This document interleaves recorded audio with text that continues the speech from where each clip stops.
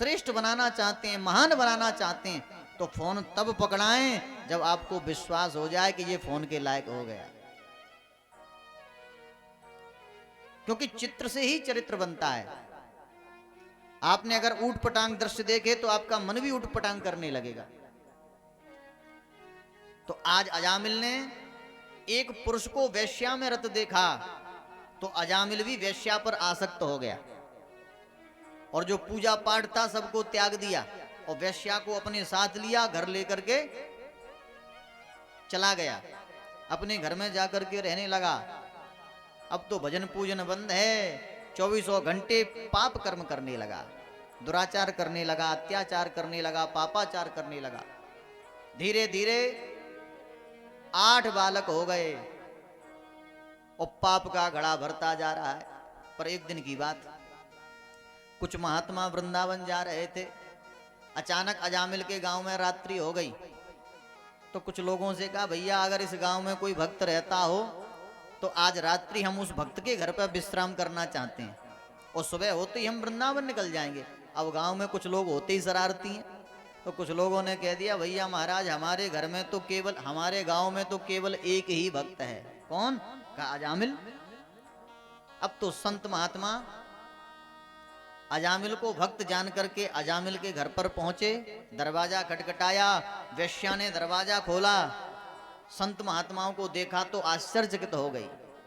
आज मैं तो पापिनी हूं और मेरे घर में ये संत क्या लेने आए हैं? तो हाथ जोड़ के प्रणाम किया और कहा, महाराज कैसे आना हुआ?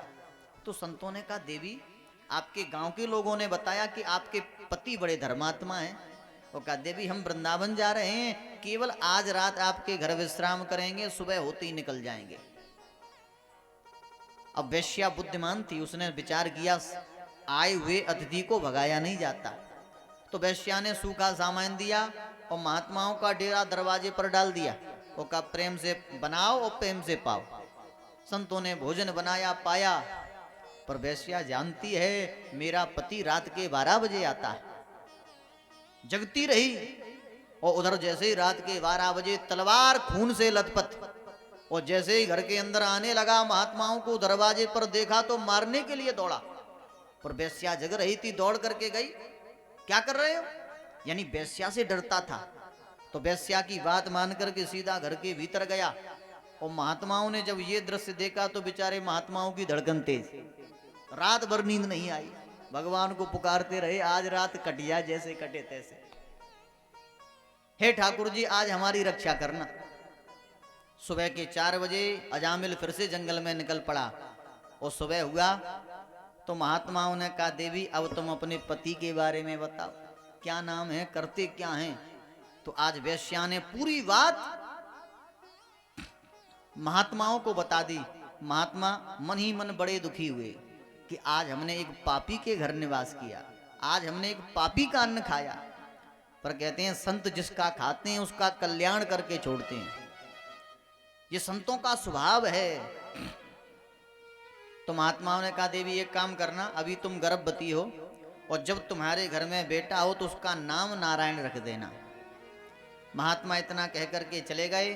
कुछ समय के बाद वेश्या के गर्भ से बालक का जन्म हुआ, नाम रखा गया नारायण। अब पिता को छोटा बेटा सबसे ज्यादा प्रिय होता है। अब अजामिल का शरीर भी जर्जर होने लगा, शरीर अब वो शक्ति नहीं रही, क्योंकि सदा शरीर एक जैसा नहीं होता। आज यंग है तो कल बूढ़ा भी होना है, ये शरीर का नियम है, प्रकृति का नियम है। समय के अनुसार हर व्यक्ति बदल जाता है, क्योंकि ये प्रकृति ही परिवर्तनशील है। तो अजामिल भी शरीर से जर्जर होने लगा। तो अब तो कोई भी काम पड़े सबसे पहले बेटा नारायण को बुलाता है। अरे बेटा नारायण जाओ, जाकर के जल ले आओ। अरे बेटा नारायण हमारे लिए भोजन ले आओ। यानी कि सुबह से शाम तक हजारों बार नारायण को पुकारता। अब पुकारता तो बेटे को है, पर बेटा का नाम भगवान का नाम है, इसलिए भगवान का भजन भी हो रहा है और बेटा भी सेवा कर रहा है। समय बीतता गया। दूरे क्रीडन का सक्तम पुत्रम नारायणावयम प्लावितेन स्वरेणोच्चैः राजुहा